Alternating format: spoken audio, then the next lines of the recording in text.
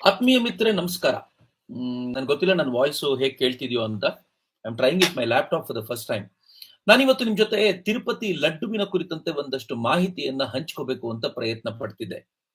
ತಿರುಪತಿ ಲಡ್ಡು ಅದರಲ್ಲಿ ದನದ ಮತ್ತು ಹಂದಿಯ ಕೊಬ್ಬನ್ನ ಬಳಸಿದ್ದಾರೆ ಅಂತ ಇತ್ತೀಚೆಗೆ ಇತ್ತೀಚೆಗೆ ಅಂದ್ರೆ ಏನು, ನೆನ್ನೆಯೇ ತುಂಬಾ ದೊಡ್ಡ ಗಲಾಟೆ ಶುರುವಾಯಿತು. ನಿನ್ನೆ ಗಲಾಟೆ ಶುರುವಾಗಿದ್ದಷ್ಟೇ ಅಲ್ಲದೆ ಆ ಕ್ಷಣಕ್ಕೆ ಸರಿಯಾಗಿ ಅದಕ್ಕೆ ಬೇಕಾಗಿರುವಂತ ಎಲ್ಲ ಎವಿಡೆನ್ಸ್ ಗಳನ್ನ ಚಂದ್ರಬಾಬು ನಾಯ್ಡು ಪ್ರೊಡ್ಯೂಸ್ ಮಾಡಿದ ನಂತರ ದೇಶದಾದ್ಯಂತ ದೊಡ್ಡ ಮಟ್ಟದಲ್ಲಿ ಗಲಾಟೆ ತಿರುಪತಿಯ ಲಡ್ಡುವಿನ ಕುರಿತಂತೆ ಆಗಿದೆ. ಚಂದ್ರಬಾಬು ನಾಯ್ಡು ಬಹಳ ಗಂಭೀರವಾಗಿರುವಂತ ಆರೋಪವನ್ನು ಮಾಡಿದ್ದಾರೆ. ನಾನು ಈ ಆರೋಪದ ಕುರಿತಂತೆ ಸ್ವಲ್ಪ ಡಿಗ್ ಮಾಡೋಕ್ಕಿಂತ ಮುಂಚೆ, ನಾನು ಜಗನ್ನ ಕುರಿತಂತೆ ನಿಮ್ ಜೊತೆ ಅನೇಕ ವಿಚಾರಗಳನ್ನ ಹಂಚಿಕೊಳ್ಳೋಕ್ಕಿಂತ ಮುಂಚೆ ಕೆಲವು ಸಂಗತಿಗಳನ್ನು ನಿಮ್ಗೆ ಹೇಳಬೇಕು. ಆಕ್ಚುಲಿ ನಾನು ಇದರ ರಿಪೋರ್ಟ್ ನೋಡಿ ಬಹಳ ಆಶ್ಚರ್ಯಗೊಂಡೆ. ಈ ಗಲಾಟೆ ಆಗುವವರೆಗೂ ನನಗೂ ಕೂಡ ಇದು ಗೊತ್ತಿರಲಿಲ್ಲ. ತಿರುಪತಿ ಲಡ್ಡುವನ್ನ ಪ್ರಸಾದವಾಗಿ ಮಾಡಬೇಕು ಅಥವಾ ಲಡ್ಡು ನೈವೇದ್ಯ ಮಾಡಬೇಕು ಅಂತ 1715 ಆಗಸ್ಟ್ 2ನೇ ತಾರೀಕು ಡಿಸೈಡ್ ಮಾಡಿದ್ದಂತೆ, ಲಡ್ಡುನ ಆಫರ್ ಮಾಡಬೇಕು ಅಂತ. ಅದಾದ ನಂತರ 1940 ವೇಳೆಗೆ ಆ ಲಡ್ಡು, ತಿರುಪತಿ ಲಡ್ಡು ಈ ಸ್ವರೂಪವನ್ನ ಪಡ್ಕೊಂಡು ಅದು ತುಂಬಾ ಪಾಪ್ಯುಲರ್ ಆಯ್ತು ಮತ್ತು ಜನರಿಗೆ ಹಂಚಲಿಕ್ಕೆ ಶುರು ಮಾಡ್ಲಾಯ್ತು ಅಂತ. ಇವತ್ತು ಲಡ್ಡು ತುಂಬಾ ಪಾಪ್ಯುಲರ್. ತಿರುಪತಿಗೆ ಹೋಗಿದ್ದಾರೆ ಅಂತ ನಮ್ಗೆ ಗೊತ್ತಾಗೋದು ಹೇಗೆ ಅಂತಂದ್ರೆ, ಆ ತಿರುಪತಿಯ ಲಡ್ಡುವನ್ನ ನೋಡಿದ ನಂತರವೇ, ಆ ಲಡ್ಡುವನ್ನ ತಿಂದ ನಂತರವೇ ತಿರುಪತಿಗೆ ಹೋಗಿ ಬಂದಿದ್ದಾರೆ ಅಂತ ಗೊತ್ತಾಗೋದು ಅಂತ ನಮ್ಗೆಲ್ರಿಗೂ ಗೊತ್ತಿರುವಂತ ವಿಚಾರ. ಲಡ್ಡುನ್ ಯಾಕೆ ತಗೊಳ್ತಾರೆ, ಯಾಕೆ ತಗೊಂಡ್ ಬರ್ತಾರೆ ಅನ್ನೋ ವಿಚಾರವನ್ನ ನಿಮ್ಗೆ ಹೇಳೋದಾದ್ರೆ, ವೆಂಕಟೇಶ್ವರ ಮತ್ತು ಪದ್ಮಾವತಿಯವರ ಮದುವೆಗೆ ವೆಂಕಟೇಶ್ವರ ಕುಬೇರ್ನ ಬಳಿ ಲೋನ್ ತೆಗೆದುಕೊಂಡಿದ್ದ, ಸಾಲ ತೆಗೆದುಕೊಂಡಿದ್ದ ಅನ್ನುವಂತ ಒಂದು ಮಾತನ್ನು ಹೇಳ್ತಾರೆ. ಆ ಸಾಲನ ಅವನ ಭಕ್ತರು ನಿರಂತರವಾಗಿ ತೀರಿಸ್ತಾರೆ, ಹುಂಡಿಗೆ ಹಣ ಹಾಕ್ತಾರೆ. ಹುಂಡಿಗೆ ಹಣ ಹಾಕಿ ಬರ್ಬೇಕಾದಾಗ ನಾವೇನ್ ಲಡ್ಡು ತಗೊಂಡ್ ಬರ್ತೀವಿ, ಅದು ಭಗವಂತನ ಲೋನ್ ತೀರಿಸ್ಲಿಕ್ಕೆ ನಾವೊಂದು ಮಾಡಿದಂತ ಪುಟ್ಟ ಪ್ರಯತ್ನ ಅಂತ ಹೇಳ್ತಾರೆ. ಸೊ ಈ ಕಾರಣಕ್ಕೆ ಲಡ್ಡು ಅತ್ಯಂತ ಪ್ರಮುಖವಾದ್ದು. ಇನ್ನೊಂದು ಲಡ್ಡುವಿನ ವಿಚಾರವಾಗಿ ನಿಮ್ಗೊಂದು ಇಂಟ್ರೆಸ್ಟಿಂಗ್ ಸಂಗತಿ ಹೇಳ್ತೀನಿ. ಲಡ್ಡು 3 ತರದ್ದು ತಿರುಪತಿಯಲ್ಲಿ ಆಗತ್ತಂತೆ. ಮೊದಲನೇದು ಆಸ್ಥಾನಂ ಲಡ್ಡು, ಅದು 750 ಗ್ರಾಮ್ ಇರುತ್ತೆ, ಹೆಚ್ಚು ಕಡಿಮೆ 3/4 ಕೆಜಿ ಇರುವಂತ ಆಸ್ಥಾನಂ ಲಡ್ಡು. ಕಲ್ಯಾಣೋತ್ಸವದ ಲಡ್ಡು, ಅದು ಕೂಡ ಒಂದು 175-200 ಗ್ರಾಮ್ ನ ರೇಂಜ್ ಅಲ್ಲಿ ಇರುತ್ತೆ ಕಲ್ಯಾಣೋತ್ಸವದ ಲಡ್ಡು. ಮೂರನೇದು ಪ್ರೋಕ್ತಮ್ ಅಂತ ಲಡ್ಡು, 175 ಗ್ರಾಮ್ ಇರುತ್ತೆ. ಆಸ್ಥಾನಂ ಲಡ್ಡು ಯಾವುದು 3/4 ಕೆಜಿ ಇರುತ್ತೋ ಅದನ್ನ ಪ್ರಧಾನಮಂತ್ರಿಗಳು, ರಾಷ್ಟ್ರಪತಿಗಳು ಅಂತವರಿಗೆ ಕೊಡ್ಲಿಕ್ಕೆ ಮಾತ್ರ ಬಳಸ್ತಾರಂತೆ. ಇನ್ನು ಕಲ್ಯಾಣೋತ್ಸವ ಲಡ್ಡು, ಅದು ಕಲ್ಯಾಣೋತ್ಸವದಲ್ಲಿ ಯಾರು ಭಾಗಿಯಾಗಿರ್ತಾರೋ ಅವರಿಗೋಸ್ಕರ. ಇನ್ನು ಪ್ರೋಕ್ತಮ್ ಲಡ್ಡು ಏನಿದೆ ಅದು 10 ರೂಪಾಯಿಗೆ ಒಂದು, ಅಥವಾ ಈಗ ಜಾಸ್ತಿಯೂ ಆಗಿದೆ, ಆ ರೇಟ್ ನಲ್ಲಿ ನಮಗೆ ಕೊಡ್ಲಾಗತ್ತೆ ಅನ್ನುವಂತ ಒಂದು ಮಾತನ್ನ ನಾವೆಲ್ಲರೂ ಕೇಳಿದೀವಿ.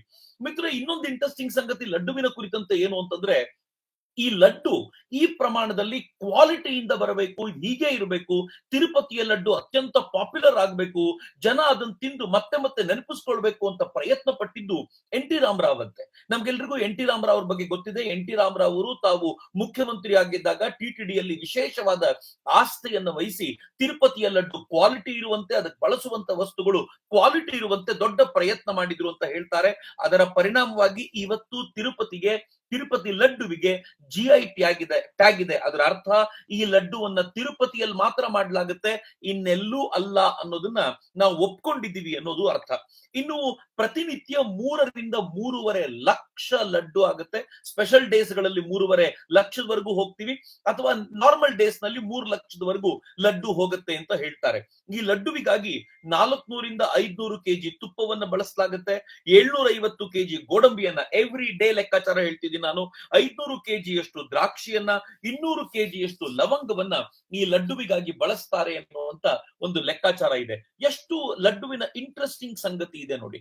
ಆದ್ರೆ ಈ ತಿರುಪತಿಯ ಒಟ್ಟಾರೆ ಪ್ರಕರಣದಲ್ಲಿ ಅಥವಾ ತಿರುಪತಿಯ ದೇವಸ್ಥಾನದ ವಿಚಾರದಲ್ಲಿ ಏನ್ ಆಸ್ಥೆ ಇತ್ತೋ ಅದು ಪ್ರತಿಯೊಬ್ಬ ಮುಖ್ಯಮಂತ್ರಿಗೂ ಅಷ್ಟೇ ಆಸ್ಥೆ ಇರ್ತಿತ್ತು. ಯಾಕೆ ಅಂತಂದ್ರೆ ವೆಂಕಟೇಶ್ವರನ ಆಶೀರ್ವಾದ ಯಾರಿಗೂ ಬೇಡ.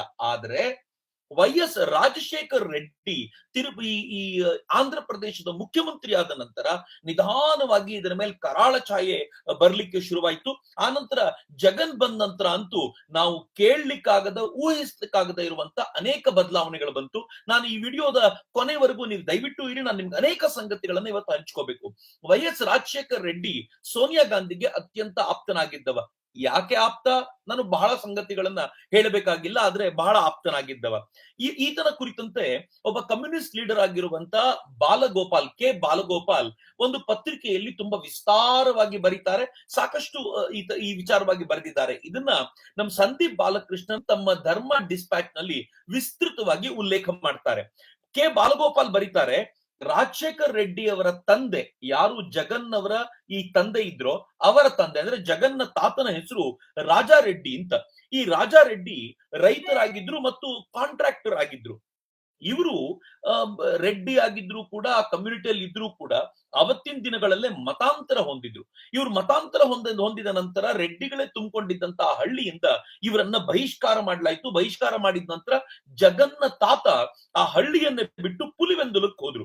ಅಲ್ಲಿಗೆ ಹೋಗಿ ತಮ್ಮ ಕಾಂಟ್ರಾಕ್ಟಿಂಗ್ ಕೆಲಸವನ್ನ ಮುಂದುವರಿಸಿದ್ರು. ಅಲ್ಲಿಗೆ ಹೋಗಿ ರೈತರಾಗಿದ್ದಂತ ತಮ್ಮ ಆ ಜಮೀನನ್ನ ತೆಗೆದುಕೊಂಡು ಅಲ್ಲಿನ ಕೆಲಸ ಮುಂದುವರಿಸಿದ್ರು. ನಿಧಾನವಾಗಿ ಹೆಸರು ಮಾಡಿದ್ರು, ಹಣನು ಮಾಡಿದ್ರು. ಆ ಒಂದು ಹಂತದಲ್ಲಿ ಅವರು ಯಾವ ಮಟ್ಟಿಗೆ ರೆಡ್ಡಿಗಳ ಲೀಡರ್ ಆಗಿ ಬೆಳೆದಿದ್ರು ಅಂತಂದ್ರೆ, ಶೆಡ್ಯೂಲ್ಡ್ ಟ್ರೈಬ್ಗೆ ಸೇರಿದಂತ ಒಬ್ಬ ವ್ಯಕ್ತಿ, ಅಲ್ಲಿನ ಒಂದು ಟ್ರೈಬಲ್ ಗುಂಪಿಗೆ ಸೇರಿದಂತ ಒಬ್ಬ ವ್ಯಕ್ತಿ, ರೆಡ್ಡಿಯ ಹೆಣ್ಣು ಮಗಳೊಬ್ಬಳ ಆಭರಣವನ್ನ ಕದಿಲಿಕ್ಕೆ ಅಂತ ಹೋದಾಗ ಆತ ಹಿಡ್ಕೊಂಡ, ರೆಡ್ ಹ್ಯಾಂಡ್ ಆಗಿ ಸಿಕ್ ಬಂದ ಅವನನ್ನ ಕೆರೋಸಿನ್ ಹಾಕಿ ಸುಟ್ಟು ಬಿಡ್ಲಾಯ್ತು ಅಂತ ಅವ್ರು ಹೇಳ್ತಾರೆ. ಅಂದ್ರೆ ಆ ಪರಿಯ ರೌಡಿಸಂ ಅವತ್ತಿನ ಕಾಲದಲ್ಲೇ ಅವರು ತೋರಿದಂತವ್ರು.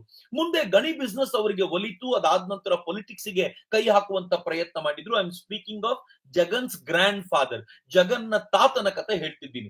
ಅವರು ಪಾಲಿಟಿಕ್ಸ್ ಅಂತ ಪ್ರಯತ್ನ ಮಾಡಿದ್ರು, ದುಡ್ಡು ಸಾಕಷ್ಟು ಮಾಡಿದ್ರು, ಹೆಸರು ಮಾಡಿದ್ರು, ಆದ್ರೆ ಪಾಲಿಟಿಕ್ಸ್ ಅವ್ರ ಕೈ ಹಿಡಿಯಲಿಲ್ಲ. ಆದ್ರೆ ಅವರ ಮಗ ವೈಎಸ್ ರಾಜಶೇಖರ್ ರೆಡ್ಡಿ ತಾನು ತಂದೆಯ ಶೂಸ್ ಗಳಲ್ಲಿ ಕಾಲ್ ಹಾಕಿ ಪಾಲಿಟಿಕ್ಸ್ ನಲ್ಲಿ ಸಾಕಷ್ಟು ಮುಂದಕ್ಕೆ ಬಂದ ಅಂತ ಅದ್ರ ಬಗ್ಗೆ ಮಾತನಾಡ್ತಾರೆ. ಎಲ್ಲಿವರೆಗೂ ಅಂತಂದ್ರೆ ಬಾಲಗೋಪಾಲ್ ಹೇಳ್ತಾರೆ, ತಂದೆ ಯಾವ ರೀತಿ ರೌಡಿಸಂ ಮಾಡಿದ್ರೋ ಮಗ ಅದರ 10 ಪಟ್ಟು ಮಾಡಿದ.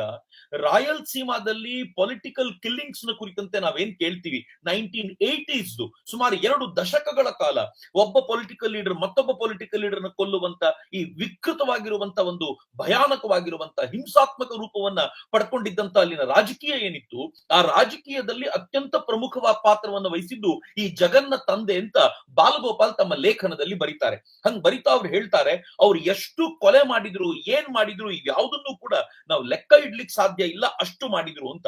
ಆದ್ರೆ 2003ರ ವೇಳೆಗೆ ಅವರಿಗೆ ಅನ್ನಿಸ್ತು, ರಾಯಲಸೀಮಾದಿಂದ ನಾನು ಮೇಲಕ್ಕೆ ಹೋಗ್ಬೇಕು, ಇನ್ನೂ ಎತ್ತರಕ್ಕೆ ಬೆಳಿಬೇಕು ಮತ್ತು ಆಂಧ್ರದ ಸಿಎಂ ಆಗ್ಬೇಕು, ಹೈದರಾಬಾದಿನ ಗದ್ದಿ ನನ್ನದಾಗಬೇಕು ಅಂತ ಪ್ರಯತ್ನ ಪಟ್ಟ ನಂತರ ಅವ್ರು ಏನ್ ಮಾಡಿದ್ರು, 2003ರಲ್ಲಿ 60 ದಿನಗಳ ಒಂದು ಪಾದಯಾತ್ರೆ ಮಾಡಿದ್ರು. ಸುಮಾರು 1500 ಕಿಲೋಮೀಟರ್ಗಳ ಈ ಪಾದಯಾತ್ರೆ ಅವರು ತಮ್ಮ ಕೈಗೆ ಅಂಟ್ಕೊಂಡಿದ್ದಂತ ಈ ರಕ್ತವನ್ನ ತೊಳೆದುಕೊಳ್ಳುವ ಒಂದು ಪ್ರಯತ್ನ ಆಗಿತ್ತಲ್ದೆ ಮತ್ತೇನು. ಅದರ ಪರಿಣಾಮ ಏನಾಯ್ತು ಅಂತಂದ್ರೆ, ರಾಯಲಸೀಮಾಕ್ ಮಾತ್ರ ಸೀಮಿತವಾಗಿದ್ದಂತ ವೈಎಸ್ ರಾಜಶೇಖರ್ ರೆಡ್ಡಿ ಇಡೀ ರಾಜ್ಯಕ್ಕೆ ಸ್ಪ್ರೆಡ್ ಆದ್ರು. ಪರಿಣಾಮವಾಗಿ ಅವರು ಮುಖ್ಯಮಂತ್ರಿ ಆದ ನಂತರ ಅವ್ರು ಮಾಡಿದ ಮೊದಲನೇ ಕೆಲಸ, ಯಾರ್ಯಾರು ತಮ್ಮ ರಾಜಕೀಯ ವಿರೋಧಿಗಳಿದ್ರೋ ಅವ್ರನ್ನೆಲ್ಲ ಬಿಡದೆ ಮಟ್ಟ ಹಾಕಿದ್ದು. ಒಂದು ಹಂತದವರೆಗೂ ಹೇಳ್ತಾರೆ, ಅವರು ಈ ರಾಮೋಜಿ ಫಿಲ್ಮ್ ಸಿಟಿನ ರಾಮೋಜಿ ಇದ್ರಲ್ಲ, ಅವರನ್ನ ಮಟ್ಟ ಹಾಕ್ಲಿಕ್ಕೆ ಆಗದೆ ಹೋದಾಗ ಸಾಕಷ್ಟು ಹರಾಸ್ ಮಾಡಿದ್ರು ಅಂತ ಕೂಡ ಅಲ್ಲಿವರೆಗೂ ಹೇಳ್ತಾರೆ. ಇದು ಅವರ ಕಥೆ. ಆದ್ರೆ ವೈಎಸ್ ರಾಜಶೇಖರ್ ರೆಡ್ಡಿ ಬರೀ ತನ್ನ ವಿರೋಧಿಗಳನ್ನ ಮಟ್ಟ ಹಾಕ್ಲಿಕ್ಕೆ ನಿಲ್ಲಿಲ್ಲ. ಆತ ಹೇಗಾದ್ರೂ ಮಾಡಿ ಕ್ರಿಶ್ಚಿಯಾನಿಟಿಯನ್ನ ಬಲವಾಗಿ ಬೇರೂರಿಸಬೇಕು, ತನ್ನ ಅಧಿಕಾರವನ್ನ ಗಟ್ಟಿಪಡಿಸ್ಕೊಳ್ಬೇಕು ಅಂತ ಸಾಕಷ್ಟು ಪ್ರಯತ್ನ ಪಟ್ಟ. ನಂಗೆ ಗೊತ್ತಿಲ್ಲ ಎಷ್ಟು ಜನರಿಗೆ ನೆನಪಿದೆಯೋ, ನಾನು ಕೂಡ ಆ ಹೋರಾಟದಲ್ಲಿ ಭಾಗವಹಿಸಿದ್ದೀನಿ.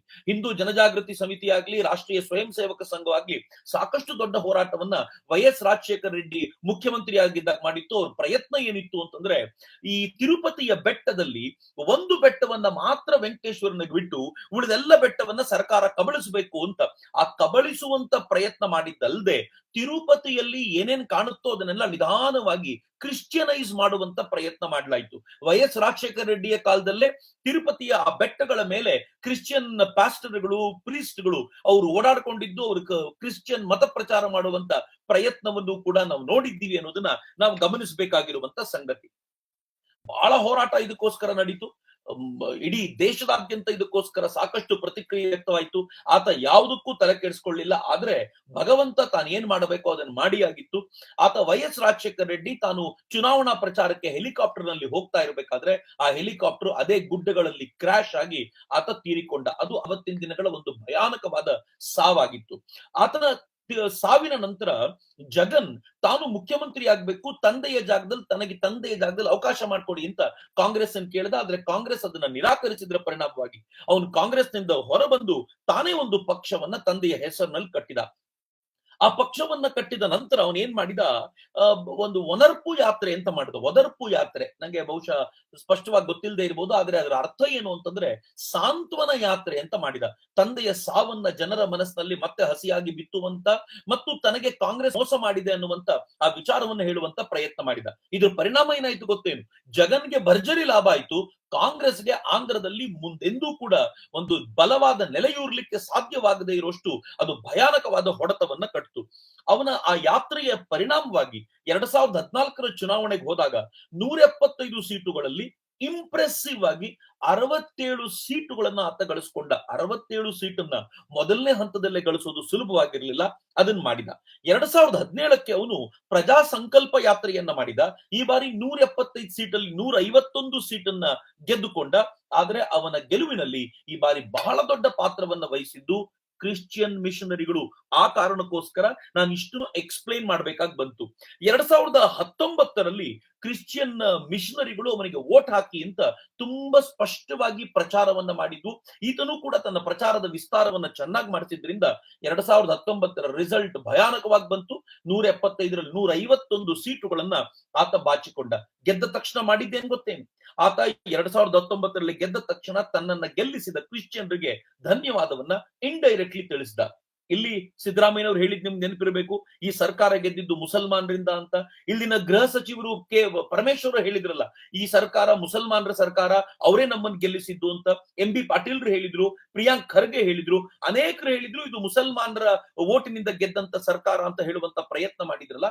ಅದೇ ರೀತಿ ಇದು ಕ್ರಿಶ್ಚಿಯನ್ರಿಂದ ಗೆದ್ದಂತ ಸರ್ಕಾರ ಅನ್ನೋದನ್ನ ಅವನು ಮುಲಾಜಿಲ್ದೆ ಓಪನ್ ಆಗಿ ಹೇಳ್ತಾ ಇದ್ದ. ಮಿತ್ರ, ಅವ್ನು ಎಲ್ಲಿವರೆಗೂ ಮಾಡಿದ ಅಂತಂದ್ರೆ, ಯಾರ್ಯಾರು ಕ್ರಿಶ್ಚಿಯನ್ರಿದ್ದಾರೋ ಆಂಧ್ರದಲ್ಲಿ, ಯು ವಿಲ್ ಬಿ ಶಾಕ್, ಅನೇಕರು ಇದನ್ನು ಮರ್ತೋಗಿದ್ದಿರ್ಬೋದು, ಯಾರ್ಯಾರು ಆಂಧ್ರದ ಕ್ರಿಶ್ಚಿಯನ್ ಇದ್ದೀರೋ ಅವ್ರಿಗೆಲ್ರಿಗೂ ಕೂಡ ಜೆರೂಸಲೆಂಗೆ ಹೋಗ್ಲಿಕ್ಕೆ, ಯಾವುದು ಕ್ರಿಶ್ಚಿಯನ್ರ ಪವಿತ್ರ ಕ್ಷೇತ್ರ ಅಂತ ಕರೆಯಲ್ಪಡಲಾಗುತ್ತೋ, ಎಲ್ಲ ಕ್ರಿಶ್ಚಿಯನ್ರು ಹೋಗ್ಬೇಕು ಅಂತ ಭಾವಿಸ್ತಾರೋ ಆ ಜೆರೂಸಲೆಂಗೆ ಹೋಗ್ಲಿಕ್ಕೆ 60,000 ರೂಪಾಯಿನ ಇಡುಗಂಟಾಗಿ ಕೊಡ್ತೀನಿ ಅಂತಂದ. ನಮ್ಮಲ್ಲಿ ಕಾಶಿಗೆ ಹೋಗ್ಲಿಕ್ಕೆ ನಮ್ಗೆ ಕೊಡ್ತಾರೆ, ಆಮೇಲೆ ಅಮರನಾಥ್ ಯಾತ್ರೆಗೆ ಹೋಗ್ಬೇಕಾದ್ರೆ ಒಂದು ಸಣ್ಣ ಮೊತ್ತ ಕೊಡ್ತಾರಲ್ಲ, ಅದೇ ರೀತಿ ಜೆರೂಸಲೆಂಗೆ ಹೋಗ್ಲಿಕ್ಕೆ 60,000 ರೂಪಾಯಿವರೆಗೂ ಹಣ ಕೊಡುವಂತ ಯೋಚನೆ ಮಾಡಿದ. ಸ್ವತಃ ತಾನು ತನ್ನ ಪರಿವಾರದೊಂದಿಗೆ ಸರ್ಕಾರಿ ಖರ್ಚಿನಲ್ಲಿ ಜೆರೂಸಲೆಂಗೆ ಹೋಗಿ ಬಂದ. ಸಿಕ್ಕಾಪಟ್ಟೆ ದೊಡ್ಡ ಗಲಾಟೆ ಅದ್ರ ವಿರುದ್ಧ ಆಯ್ತು. ಕ್ರಿಸ್ತ ಪಾದ್ರಿಗಳು ಅಥವಾ ಕ್ರೈಸ್ತ ಪ್ಯಾಸ್ಟರ್ಗಳು ಮನೆ ಕಟ್ಕೊಳ್ಳಿಕ್ಕೆ, ಜಾಗವನ್ನು ಕೊಂಡುಕೊಳ್ಳಿಕ್ಕೆ ಸರ್ಕಾರಿ ಸಹಾಯ ಮಾಡೋದಲ್ಲದೆ ಸರ್ಕಾರದ ಜಾಗದಲ್ಲಿ ಕ್ರೈಸ್ತ ಪ್ಯಾಸ್ಟರ್ಗಳಿಗೆ ಮೀಸಲಿಡುವಂತ ಪ್ರಯತ್ನವನ್ನ ಇವನು ಮಾಡಿದ. ಕ್ರೈಸ್ತ ಹೆಣ್ಣು ಮಕ್ಕಳು ಮದುವೆಗೆ ಅಂತ ಇದ್ರೆ ಅವ್ರ ಮದುವೆಗೆ 1,00,000 ರೂಪಾಯಿ ಕೊಡುವಂತ ಪ್ರಯತ್ನ. ಶಾದಿ ಭಾಗ್ಯ ಕರ್ನಾಟಕದಲ್ಲಿ ಇತ್ತಲ್ಲ, ಅದೇ ತರ ಕ್ರಿಶ್ಚಿಯನ್ರಿಗೆ ಅಂತ ಅವರ ಆ ಭಾಗ್ಯವನ್ನಲ್ಲಿ ಕೊಡುವಂತ ಪ್ರಯತ್ನವನ್ನು ಮಾಡಿದ. ಕ್ರೈಸ್ತ ಮತ ಪ್ರಚಾರಕರಿಗೆ, ಇಂಟ್ರೆಸ್ಟಿಂಗ್ ಇದು, ಕ್ರೈಸ್ತ ಮತ ಪ್ರಚಾರಕರು ಯಾರಿದ್ದಾರೋ ಅವರಿಗೆ ತಿಂಗಳಿಗೆ 5,000 ರೂಪಾಯಿವರೆಗೂ ಕೊಡಬೇಕು ಅನ್ನುವಂತ ಪ್ರಯತ್ನವನ್ನ ಅವನು ಮಾಡಿದ. ಇಷ್ಟೇ ಅಲ್ಲ, ತಾನು ತಗೊಂಡ್ ಬಂದಿರುವಂತ ಯೋಜನೆಗಳನ್ನ, ಕ್ರಿಶ್ಚಿಯನ್ರಿಗಾಗಿ ತಂದಿರುವಂತ ಯೋಜನೆಗಳನ್ನ ಮಾನಿಟರ್ ಮಾಡ್ಲಿಕ್ಕೆ ಅಂತ ಸ್ಟೇಟ್ ಕ್ರಿಶ್ಚಿಯನ್ ಫೈನಾನ್ಸ್ ಕಾರ್ಪೊರೇಷನ್ ಅನ್ನ ಅವನು ರಚನೆ ಮಾಡಿ, ಅದರ ಮೂಲಕ ಕ್ರಿಶ್ಚಿಯನ್ರಿಗೆ ಬೇಕಾಗಿರುವಂತ ವ್ಯವಸ್ಥೆಯನ್ನ, ಈ ಸ್ಕೀಮ್ ಅವ್ರಿಗೆ ರೀಚ್ ಆಗ್ತಾ ಇದೆಯಾ ಅಂತ ನೋಡುವಂತ ಪ್ರಯತ್ನವನ್ನು ಕೂಡ ಇವನು ಮಾಡಿದ. ಆದ್ರೆ ಇಲ್ಲಿಗೆ ಮುಗಿಲಿಲ್ಲ ಮಿತ್ರರೇ. ಅವನು ಎಲ್ಲಿವರೆಗೂ ಹೋದ ಅಂತಂದ್ರೆ, ಒಂದು ಸ್ಕೀಮ್ ಅನ್ನು ತಗೊಂಡ್ ಬಂದ. ಆ ಸ್ಕೀಮ್ ಏನು ಅಂತಂದ್ರೆ, financial assistance of to promote Christian culture ಅಂತ. ಕ್ರಿಶ್ಚಿಯನ್ ಸಂಸ್ಕೃತಿಯನ್ನ ಸ್ಪ್ರೆಡ್ ಮಾಡ್ಲಿಕ್ಕೆ ಅಂತ ಸರ್ಕಾರದ ಕಡೆಯಿಂದ ಹಣಕಾಸಿನ ನೆರವನ್ನ ಕೊಟ್ಟು, ಅದಕ್ಕೋಸ್ಕರ ಒಂದು ಸ್ಕೀಮ್ ಅನ್ನ ಜಗನ್ ತಗೊಂಡ್ ಬಂದ 2019ರ ತನ್ನ ವಿಜಯದ ನಂತರ. ಇಷ್ಟಕ್ಕೆ ಅಲ್ಲ, ಗುಂಟೂರ್ನ ಚರ್ಚಿನ ರಿಪೇರಿಗೆ ಅಂತ 15 ಲಕ್ಷ ರೂಪಾಯಿ ಕೊಟ್ಟ, ಕಡಪಾದ ಚರ್ಚ್ ರಿಪೇರಿಗೆ 30 ಲಕ್ಷ ರೂಪಾಯಿ ಕೊಟ್ಟ, ವಿಜಯವಾಡದಲ್ಲಿ ಸೇಂಟ್ ಪಾಲ್ಸ್ ನ ಬೆಸಿಲಿಕಾ ಚರ್ಚ್ಗೆ 1 ಕೋಟಿ ರೂಪಾಯಿಯನ್ನ ಕೊಟ್ಟ.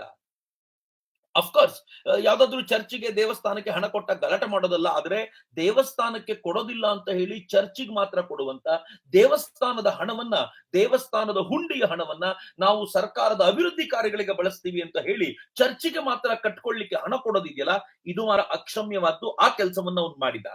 ಈ ಹಿನ್ನೆಲೆಯಲ್ಲಿ ಬರೀ ಇಷ್ಟೇ ಮಾಡಿದ್ದಲ್ಲದೆ ಆತ ಚರ್ಚಿನ ಪಾದ್ರಿಗಳಿಗೆ ಯಾವ ತರದ ಅವಕಾಶವನ್ನು ಮಾಡಿಕೊಟ್ಟ ಅಂತಂದ್ರೆ ರ್ಯಾಂಪೆಂಟ್ ಕನ್ವರ್ಷನ್ ನಮಗೆ ನೋಡ್ಲಿಕ್ಕೆ ಸಿಕ್ತು. ಆ ಭಾಗದಲ್ಲಿ ಕನ್ವರ್ಷನ್ ನ ಪ್ರಮಾಣ ನಾವು ಊಹಿಸ್ಲಿಕ್ಕೂ ಸಾಧ್ಯವಾಗ್ತಿರ್ಲಿಲ್ಲ. ಆದ್ರೂ 2011 ಸೆನ್ಸಸ್ ನಲ್ಲಿ ಮತ್ತು ಆ ನಂತರ ನೀವೇನೇ ನೋಡಿದ್ರು ಸೆನ್ಸಸ್ ನಲ್ಲಿ ಮಾತ್ರ ಕ್ರಿಶ್ಚಿಯನ್ ಪ್ರಮಾಣ ಏರದೇ ಇಲ್ಲ.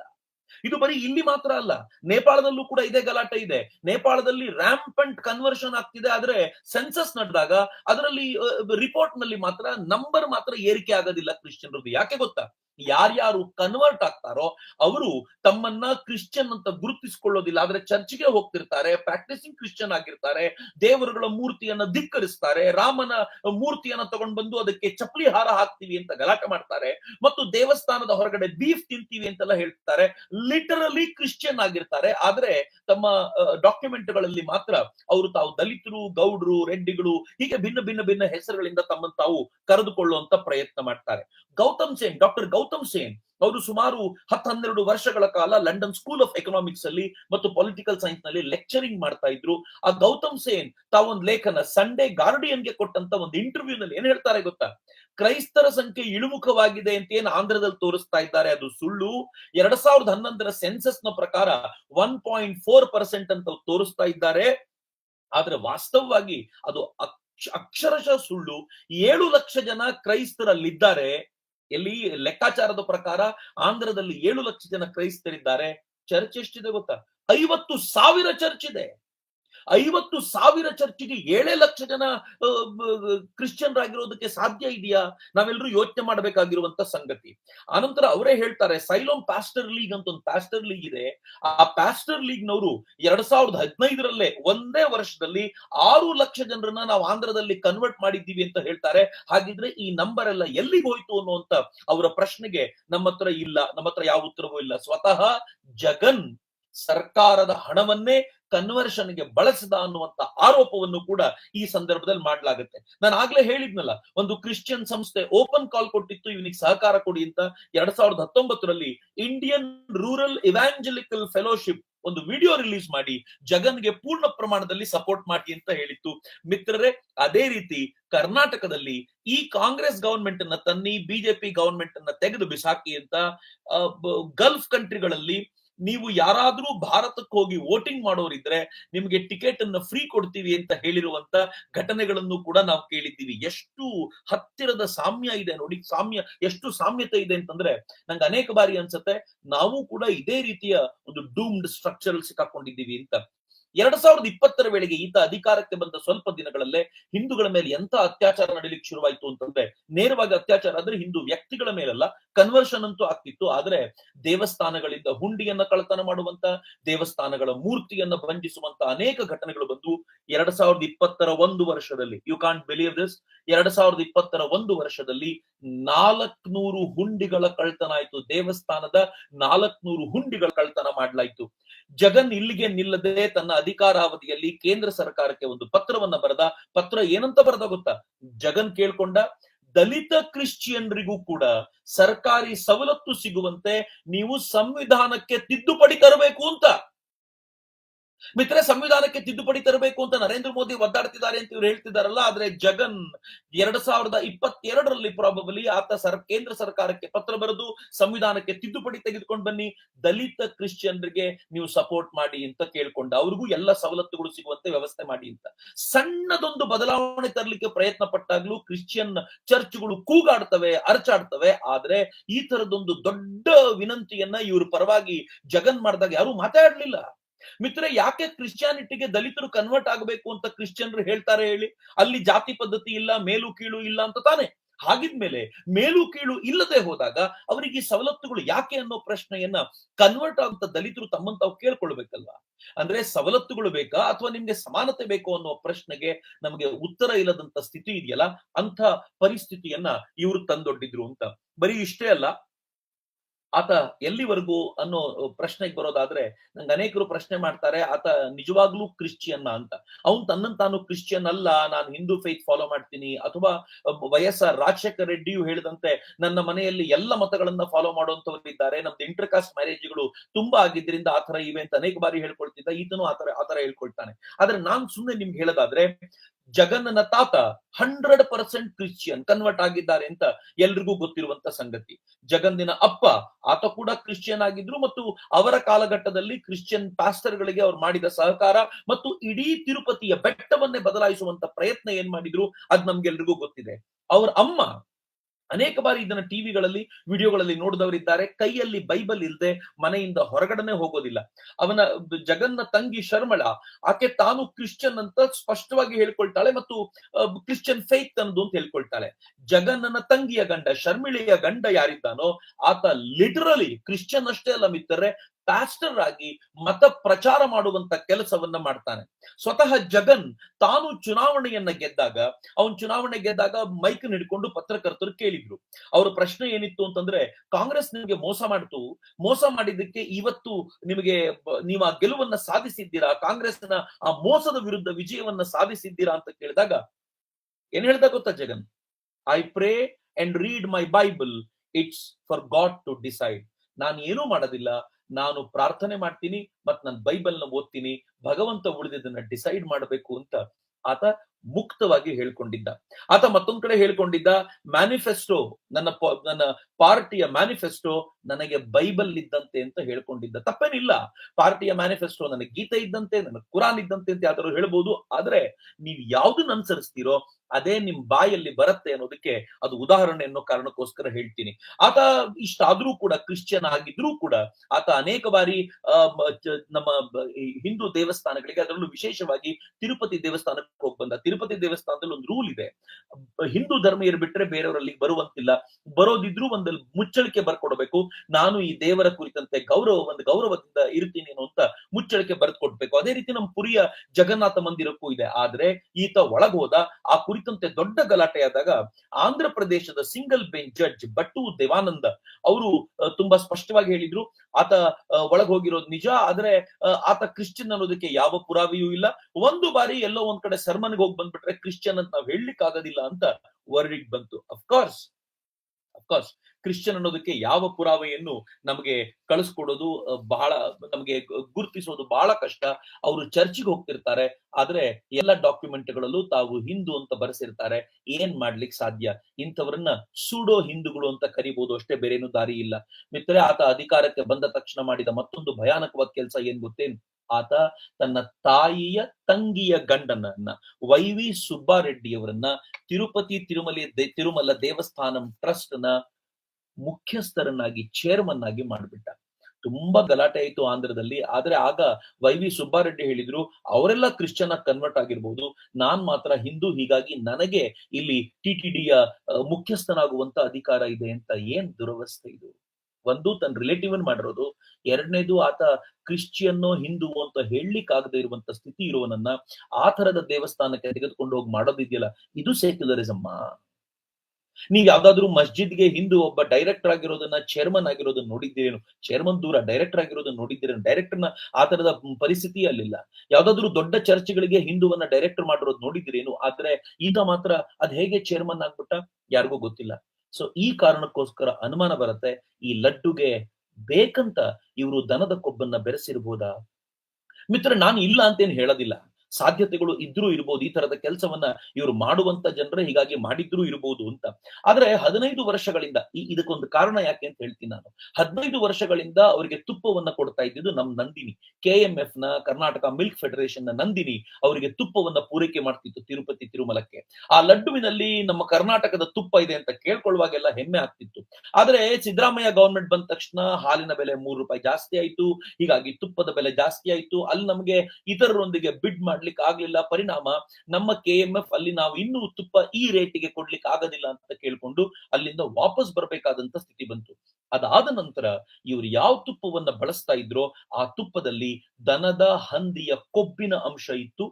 ಆ ಚರ್ಬಿಯನ್ನ ತೆಗೆದು ಅದರಿಂದ ಕೊಬ್ಬನ್ನ ಎಕ್ಸ್ಟ್ರಾಕ್ಟ್ ಮಾಡಿ ಅದನ್ನ ತುಪ್ಪದಂತೆ ಬಳಸಲಾಗುತ್ತೆ ಅಂತ. ಎರಡನೇದು, ಮೀನಿನ ಎಣ್ಣೆಯನ್ನ ಈ ಲಡ್ಡುವಿಗೆ ಬಳಸಲಾಗ್ತಾ ಇತ್ತು ಅಂತ ಇತ್ತೀಚೆಗೆ ಇವರೇನು ಲ್ಯಾಬ್ ರಿಪೋರ್ಟ್ ತಗೊಂಡು ಬಂದಿದ್ದಾರೋ ಆ ರಿಪೋರ್ಟ್ ನ ಮೂಲಕ ಕೇಳ್ಕೊಂಡಿದ್ದಾರೆ. ಮಿತ್ರ, ಕ್ರಿಶ್ಚಿಯನ್ರದು ಇದು ಹೊಸ ಪದ್ಧತಿ ಏನಲ್ಲ, ತುಂಬಾ ಹಳೆಯ ಪದ್ಧತಿ. ನಾನು ಗೋವಾ ಇನ್ಕ್ವಿಸಿಷನ್ ನಿಮ್ಗೆ ನೆನಪಿಸ್ಕೊಡ್ತೀನಿ.